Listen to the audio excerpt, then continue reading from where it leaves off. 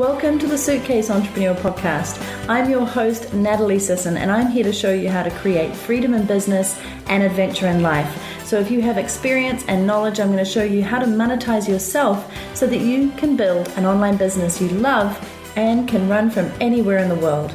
You'll learn from the best of the best and inspiring interviews every single week, as well as behind the scenes from my travels on the road.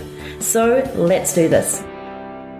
So before we dive into how to become a freedom fighter, travel the world for less, and more importantly, make decisions about how you can have more freedom in your life, whether that includes travel or not, I just want to ask you whether you are enjoying all the sorts of things that come with running a business. So if you've decided to take the leap and start your own business, you're probably knee-deep in securing financing, getting licensing, ironing out budgets, maybe trying to build a team, maybe trying to be the creative side of your business as well as the marketing person, as well as the salesperson. And as you'll see, wearing this many hats is quite exhausting and really not possible. But there is one task you need to do that is more creative. You need to get a few designs in place so you can begin connecting with clients. Now, when I first started out, I skimped a little bit on logos and designs, and you know what? It looked like I'd skimped on it, but at the time, that was what I could afford. And the minute I could start affording more, I upgraded and got better quality designs, because with a powerful logo, website, and social media design, all the elements on your profiles looking beautifully branded and in line, you'll actually be able to promote your business both in person and online, starting right away, and you'll be proud to promote it. You won't be kind of like, don't look at my website or my logo sucks. And that's why I love 99 Designs, because you can get anything designed in just a week for a startup friendly price. Seriously. And I'm super excited to have 99 Designs as the sponsor of this podcast, because I have used them before. I recommend them to a lot of people. They help you build your client base before you even open your doors. They do all sorts of design work, including logos that start from just $2.99. They also do things like websites, book covers, t-shirts, car wraps, you name it. And right now, if you go to 99, that's the 2 digits, 99designs.com/suitcase, you can get a $99 power pack of services for free. So go and check that out. Go and get your power pack of services for free at 99designs.com/suitcase. I think you're going to love this service. You're probably going to go on to get websites done and all sorts of things, because they have one of the largest online marketplaces for graphic design with over 310,000 registered designers from all over the world. So you are going to find your perfect match there. I'm really excited to have them on board. All right, let's get into today's episode.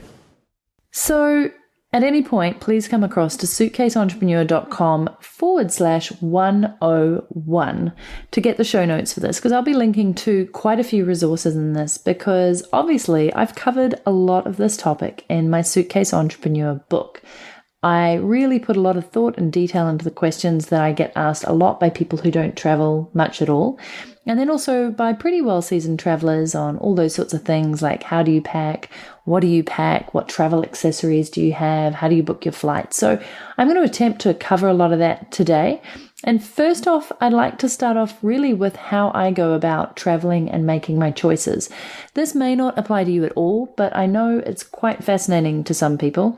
And I guess when I think about it, I don't often put it into words or communicate that clearly or openly with people, because I frankly am just so used to traveling that it's like second nature. And I was recently at the World Domination Summit, and I realized that was like a question that people kept saying. They're just like, I just don't know how you do it. I don't know how you travel all the time, Natalie. I'm exhausted and I've been traveling for a month, or I've been away from home for 3 weeks and I just can't be bothered to have my suitcase anymore, or I just want to go home, or I'm tired, or I'm sick of making travel bookings and flight bookings. And I actually totally hear you, because about 4 weeks ago when I was in Portugal, some of you who are listening may be following me on social media, and I quite clearly documented my rather shitty day in the Portugal airport in Lisbon, where I turned up early for my flight. I got up early. I had breakfast with my friends that I'd been playing the tournament with. They kindly drove me to the airport, which was really sweet. I checked in well early of my flight, and as I got to the line, I was like, this doesn't look like a good sign. There was a huge line for what should have been a pretty normal flight from Lisbon to Heathrow. And as I was getting there, I checked the news reports, and also it was pretty clearly stated that the French air control were on strike, which affected every single flight out of Spain and Portugal, mainly going into the UK, which was a bit of a bummer. Almost 2 hours later of standing in that frickin' line, I had a chat to a few travelers and we discussed stuff. I also read quite a lot of Perry Marshall's 80/20 sales and marketing book, which I'll link to in the show notes because it's awesome. But I basically got through 3/4 of that book while I was in the line. So that gives you an idea of being productive and using your downtime.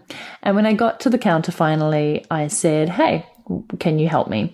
I'm pretty sure that if this flight takes off 3 hours later than it should have, that I am most definitely going to miss my connecting flight from Heathrow to Los Angeles. And she said, I'm sorry, we can't do anything about that. But we can give you a food voucher for €15, which I was like, well, that's brilliant, isn't it? But I didn't make a fuss because it wasn't their problem. They were doing the best that they could at that time. But I now realized I had about 3 hours to kill in the airport, which is no problem for me. I always have something that I can work on, whether there is Wi-Fi or not. But what it did mean is I had not a lot of ways of getting in contact with Air New Zealand. I didn't have a SIM card. I didn't have the ability to try and call through via Skype because it would have been very early morning. I could have tried the US line or the UK line, but there was only half an hour of free Wi-Fi at the airport, and I used it to send some useful emails and catch up briefly with a few things and left myself a bit short of time for a Skype call. So it was kind of my own fault. However, 3 hours later of doing useful, productive work in a pretty lovely airport, getting on a plane with pretty friendly staff who apologized a lot, getting to Heathrow well past when my flight should have been going. So I was about an hour and a half late for my flight. I then had to lug my bags all the way from Heathrow Terminal 2, I think it was, to Heathrow Terminal 5, which, if you know, Heathrow is a pretty big airport.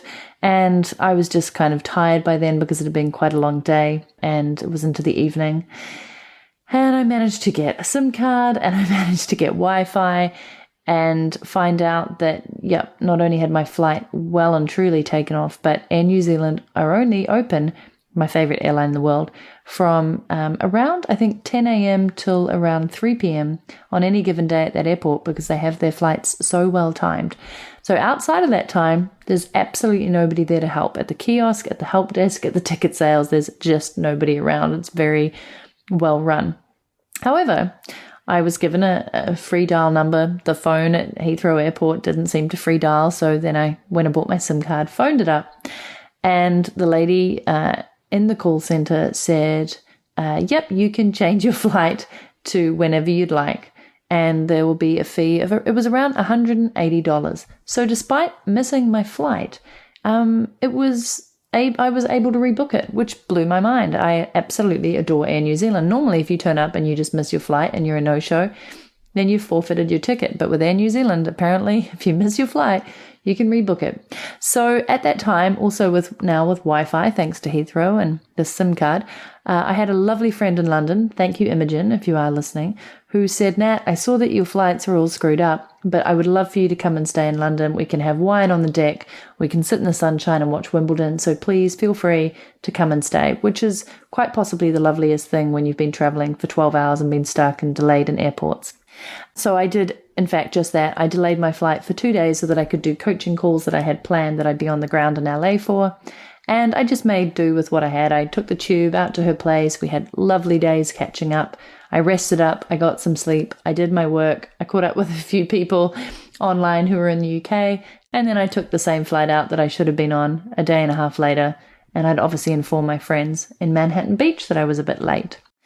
And the epically awesome sort of, I guess, point to that long story, which I hope was at some point entertaining, is that as I flew to Los Angeles a day and a half later, and as I made that trek back out to Heathrow, and as I was on this flight that I should have been on already, and as I flew for 12 hours to Los Angeles, I finally had a moment where I was like, I don't think I want to sit in planes anymore and be on really long flights. And it was a very powerful, strong feeling that I have not really had in any way, shape, or form over the last almost 4 years of consistent traveling, during which time I have had countless flights, way too many to remember, very, very few delays, so I'm very lucky.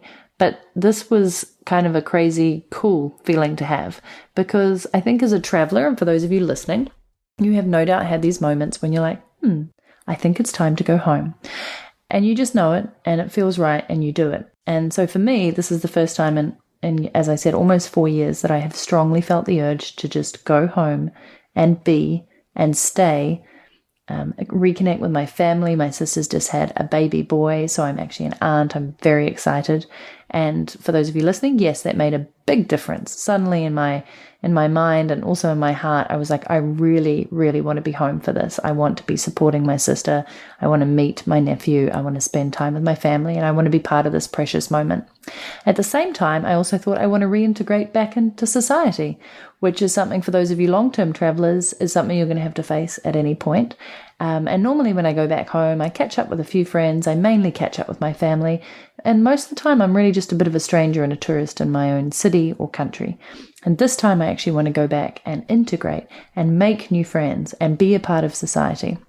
So the plan is to go back for 4 months and not travel on any planes or trains or out of the country, actually.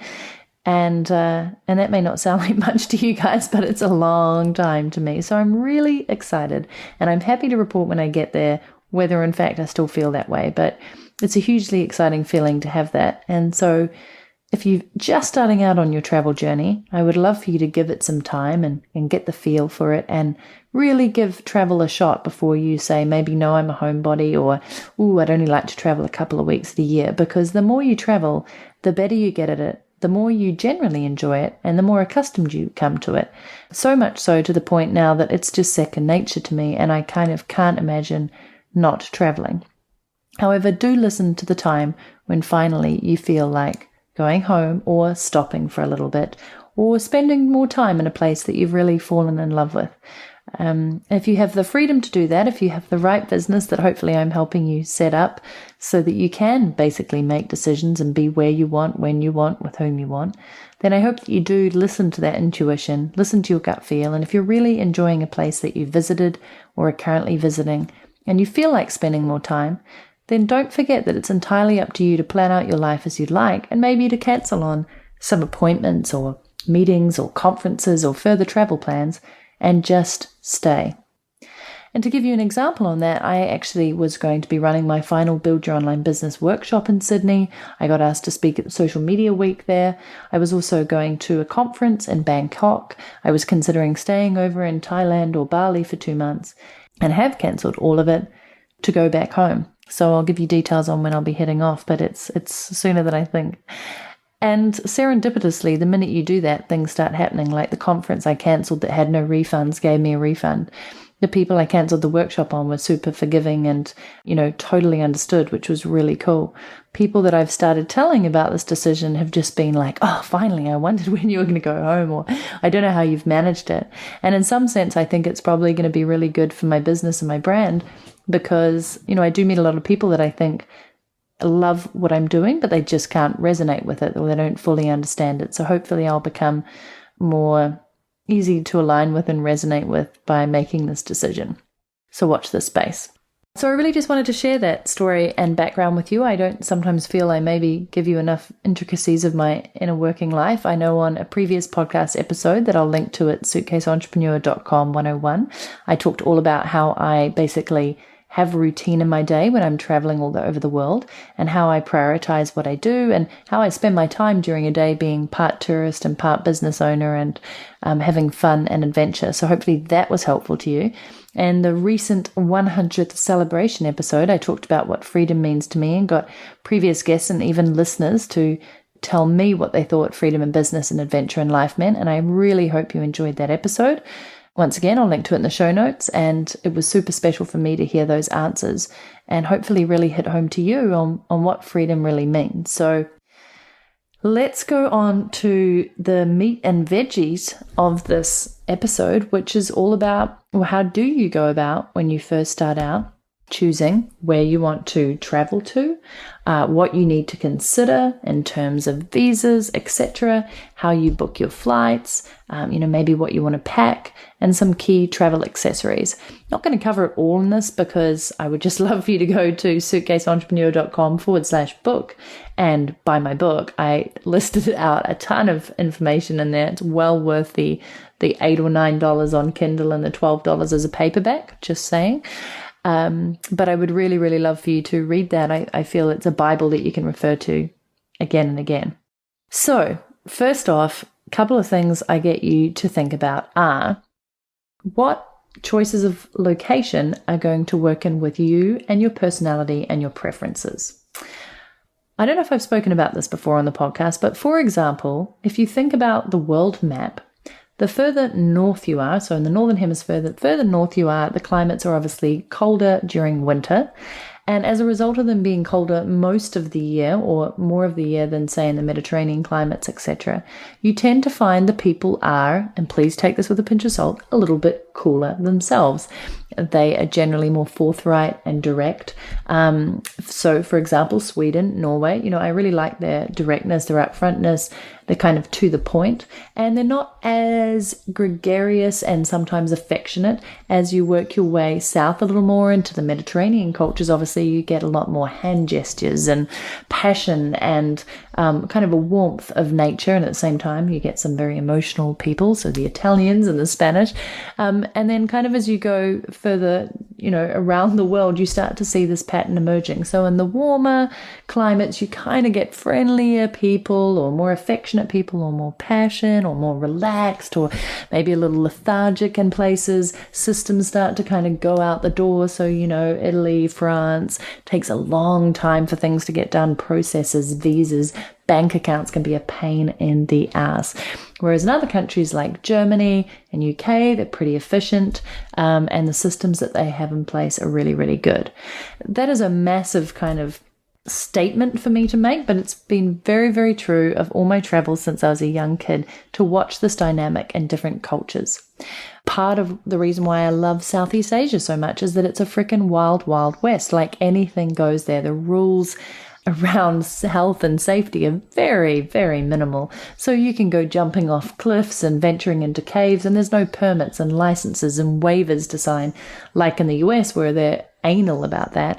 But at the same time, when it comes to rules and regulations, if you wanted to start a business there or set something up that's a bit more formal, you might find that's a very bureaucratic, lengthy process, and also sometimes a bit of a backhanded process where bribes and certain exchanges of money and gifts, etc., might fast track your process. There's a little bit more lawlessness happening. And once again, I'm just trying to give you stuff that I've seen over the years and witnessed very much originally from a personal and tourist perspective, now through to running a business and owning a business. Which brings me to the next part of that. So obviously, if you were just traveling somewhere for a short space of time as a tourist, then most countries, depending on your passport, require a visa. A lot of the times these visas are free. Almost always the general length of a visa is 3 months, but obviously check visa requirements. Just Google, New Zealand passport, for example, in Bangkok or Thailand, and they will tell you what you need. Actually, New Zealand passport, if you don't have one, if you'd like to marry a Kiwi, very handy passport to have. I would say the Australian, New Zealand, Canadian passports are excellent in terms of being able to get around the world with very few visas, and they're very well accepted. Of course, if you have a European Union passport, which I do as well, super handy for being able to live and work in any European Union country. The American passport, obviously, also handy, although you do always have to pay taxes and declare taxes in the US. Even if you're not in the country, there are a couple of other countries that are the same, like Netherlands. So just taking those things into consideration. Other things to take into consideration, and hopefully I'm not telling you how to suck eggs here, are food. So if you are a vegetarian, if you like gluten-free foods, if you are a bit more picky about things, then you need to really consider which countries you're going to. United States is spoiled. I experience this every single time I'm here, like I am at the moment. You can get anything you want in the United States in the supermarkets. It's nuts. Like, I love it. You can just basically pre-packed grilled chicken. You can get egg whites. You can get hard-boiled eggs. You can just get normal eggs. I mean, this may seem silly, but the variety here is crazy. Everything is very, very, very convenient. And then, for example, if you go to Africa, I remember fondly being in, oh my goodness, I think we were in Botswana, and we pulled off to a roadside kind of cafe restaurant, and it actually said fast food.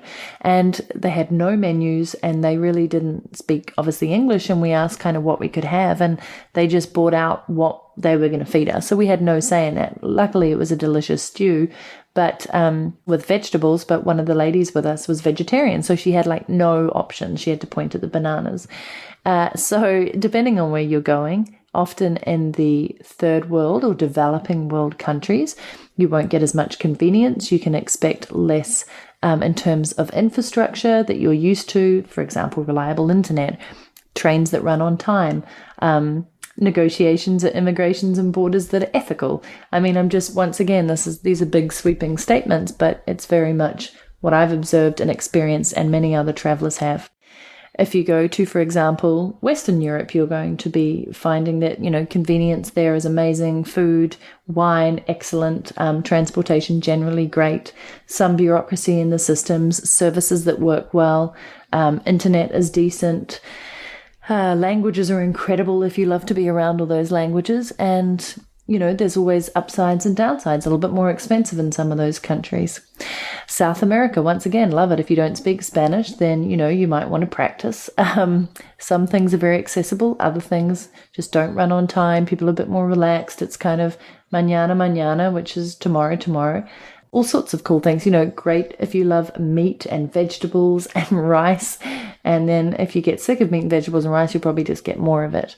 So I know this is throwing a lot of information at you, and a lot of it is just observations, but I adore all these things about traveling. I always expect the unexpected, and I never expect things to work how they should, when they should, at all. In fact, that's just my general motto when I travel anywhere now, and I think it's served me extremely well. I look at people in airports absolutely nutting off at a person behind the service desk where they're getting their ticket because a flight's been delayed or something's happened. And most of the time it's just because they're not prepared to accept the unexpected. And, things happen. Flights get delayed. People go on strike.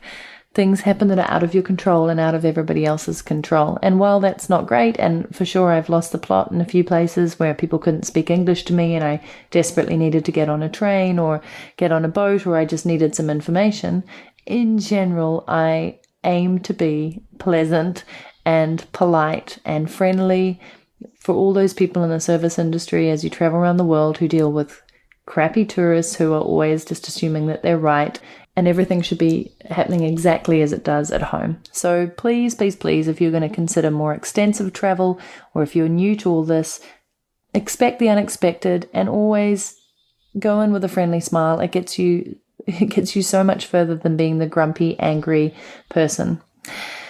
Other things to consider are, do you have access to hospitals if you are in particular need of that? Like if you have particular health issues, which countries are going to best accommodate you? Obviously, first world countries almost always will be able to offer you great services. Health and travel insurance, which I'll also link to at suitcaseentrepreneur.com 101, is obviously really imperative. And it will serve you well when you're on the road if something should happen to you. But in some of the developing countries, it can be hit and miss. It can be harder to get access to. It may not even be available. So you just need to consider that, and the drugs that you may be carrying with you or the medicines may not be accepted in countries. So I see a lot of that at the borders when people bring all this medicine in and then it gets taken away from them.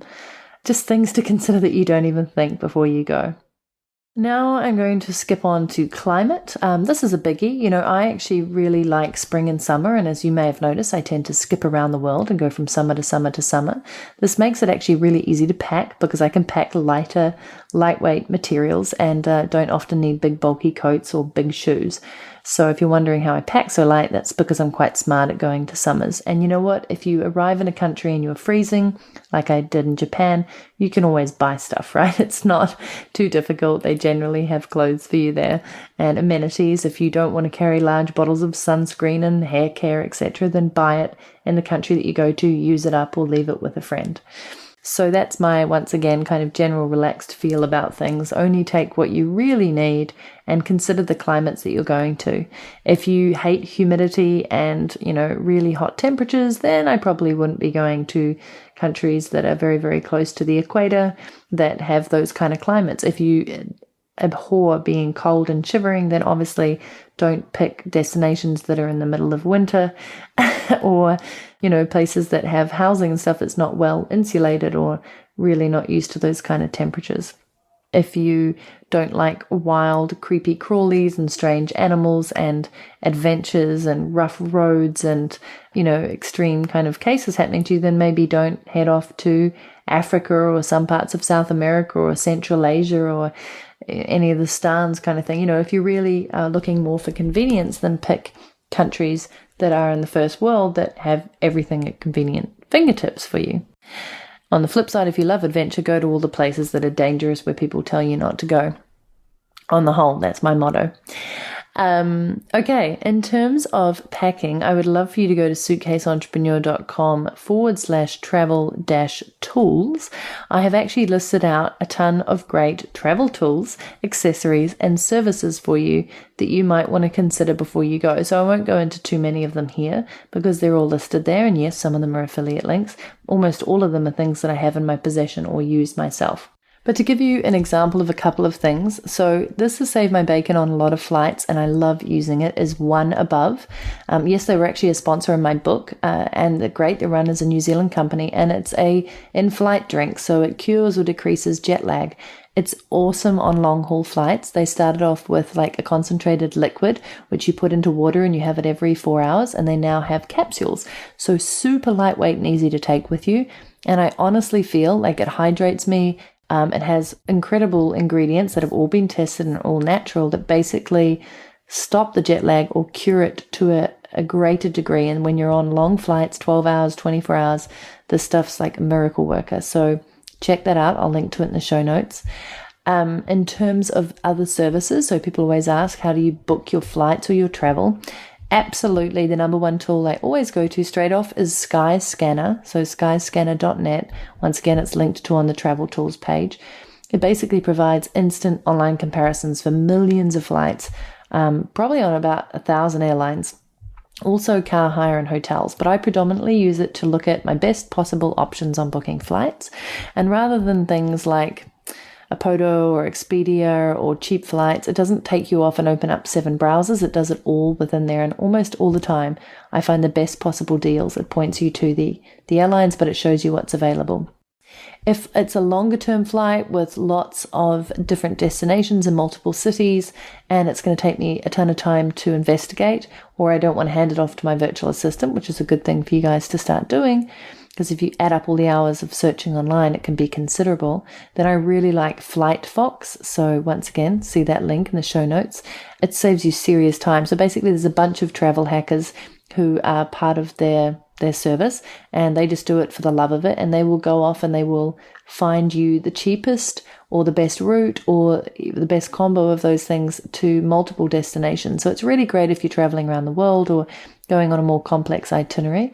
You basically post your flight wishes and then experts find you the best deal and you hire the winning flight. So they already do the work for you, and they come back and they'll say, something that maybe was going to cost you $2,000, they found it for $1,300. And if you like the look of that, you click hire or you click yes, accept, and then they tell you exactly how to go and get that flight deal yourself, which you can either go ahead and do or you can hand off to your virtual assistant. So that's pretty much how I always book my flight. And the final way that I do it would be through travel agents, which I kind of think are cool and vintage these days and a really nice premium service. Of course, they charge commissions, but so do Flight Fox. And that personalized service for more tricky flights once again, or if you're doing a round the world trip ticket. I think travel agents are really fun, especially if you've not traveled much before. They often are really experienced in the destination you want to go to, because usually the travel agent has sent their agents to these destinations to really get a better feel for it. In terms of staying, so people always say, where do you stay? And when I'm not being a professional moocher, as people pointed out in the Yahoo Finance who didn't understand that I actually do pay to stay in hotels, or I rent apartments through Craigslist, or I find properties that I can stay in and rent from them, or I use Airbnb, my favorite service, to rent out a place for a couple of days or sometimes weeks and sometimes even months. Then yes, sometimes I stay with friends as a professional moocher, but most of the time in cities that I've never been to or countries that I've never been to, I will generally be looking up online using either hotel.com or Airbnb or something like Craigslist. It's different in each country. And I will also just, ask friends on Facebook, where should I stay when I'm here? I love bed and breakfasts. I like guest houses. So, really I sort of mix it up. And more recently, I've been getting into house sitting. I'm kind of the perfect candidate for it. Obviously, being a single female with an online business who can stay at home and look after pets. As long as there's Wi-Fi, I'm happy to travel really anywhere. I have people in my community offering me house sits. I actually have one for when I'm back in New Zealand already. And that's a really great way as well. Sometimes you just have to do maintenance around the house, the gardens, look after the animals, and you get rent-free accommodation, really lovely houses and places that make it feel a bit like home. So those are just some of the examples of where you can stay, but almost always, one thing I will tell you is traveling full-time like I do, you do spend an inordinate amount of time just planning travel. And even though I'm really good at it now, one thing I'm looking forward to being in one place for 4 months is not planning out my every single next move, which can get a little tiring. For example, this trip around North America while I'm here for 8 weeks is seeing me go to 7 different cities. Many of those cities I am very fortunate to be staying with friends or renting Airbnb apartments and sharing houses with other entrepreneurs and friends.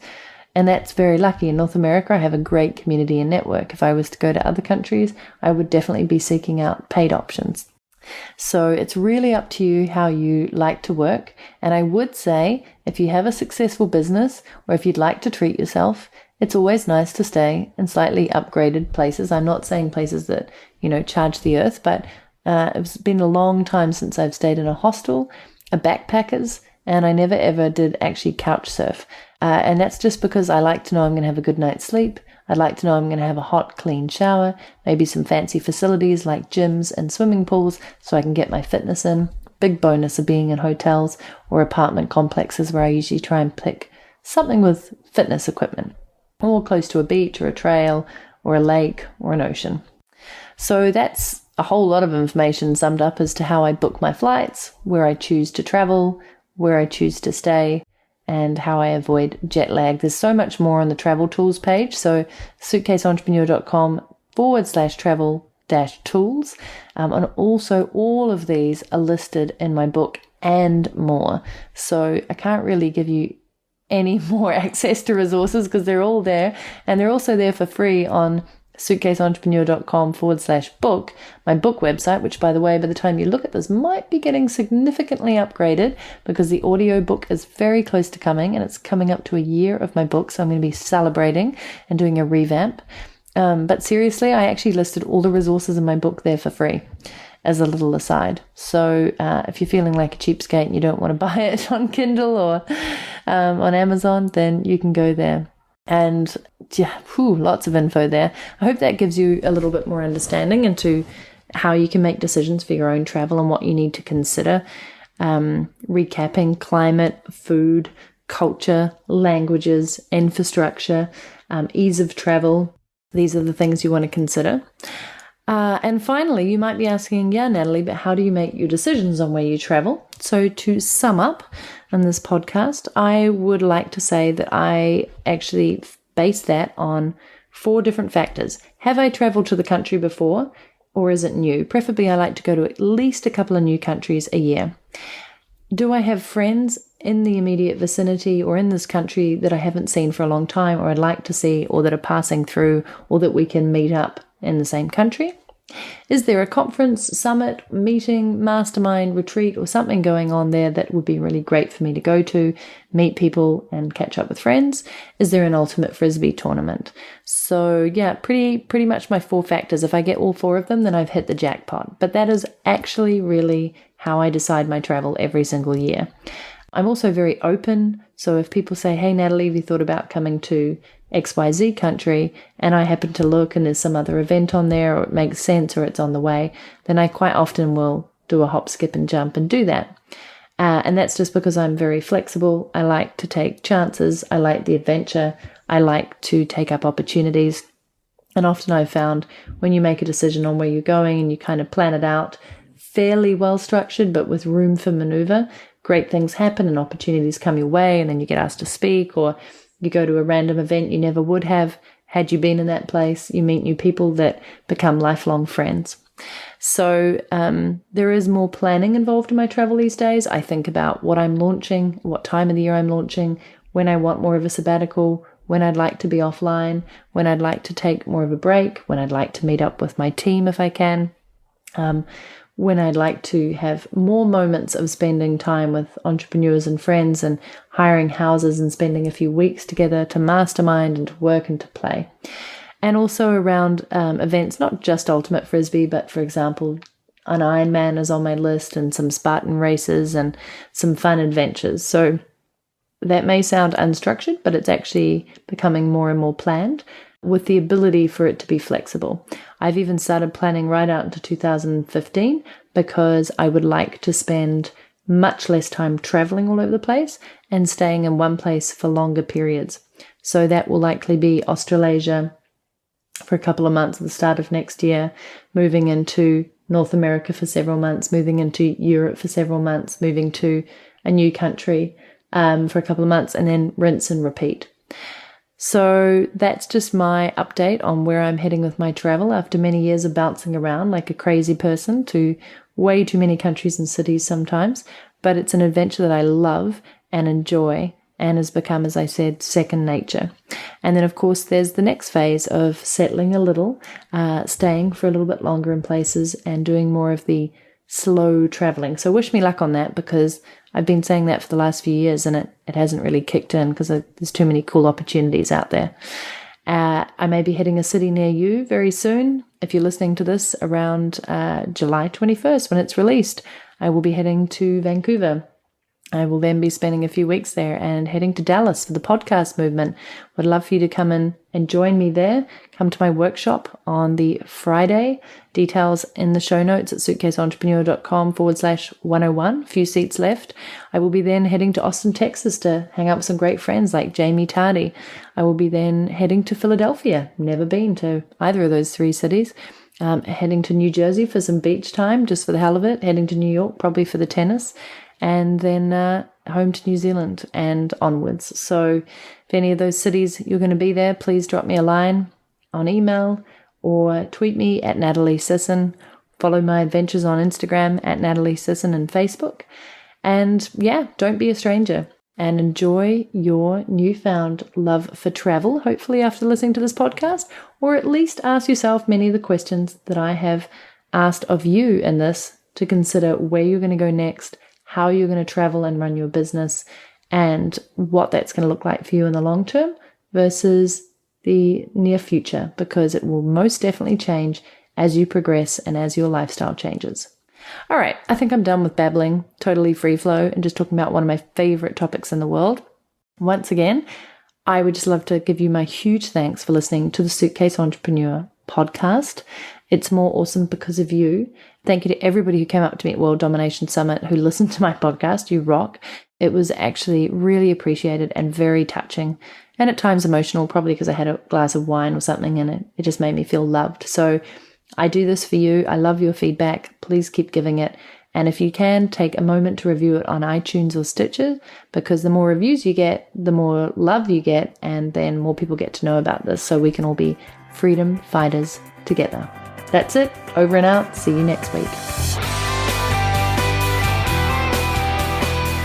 So if you've been enjoying these weekly podcasts and also the Fresh in 15, which comes out every Thursday, but you're not getting my High Flyer newsletter a couple of times a week with juicy goodness, awesome Instagram photos, my latest Periscope videos, updates on these podcasts exactly when they go out with even more information, any launches that I'm doing, cool events that are coming up, basically lots of value bombs, lots of great stories from the road on how you can create freedom in business and adventure in life, then you're frankly missing out. I'm just saying. So go to suitcaseentrepreneur.com/freedom. Get yourself my Freedom Business Lifestyle Kit, which is epic and valued at $77 for free when you go there. And more importantly, you'll be in my community, which is really where I love you, because then I get to talk to you more and you get to respond and hit reply and we can have a conversation and meet up somewhere cool around the world and drink sangria. That's it from me. Have an incredible, freeing week.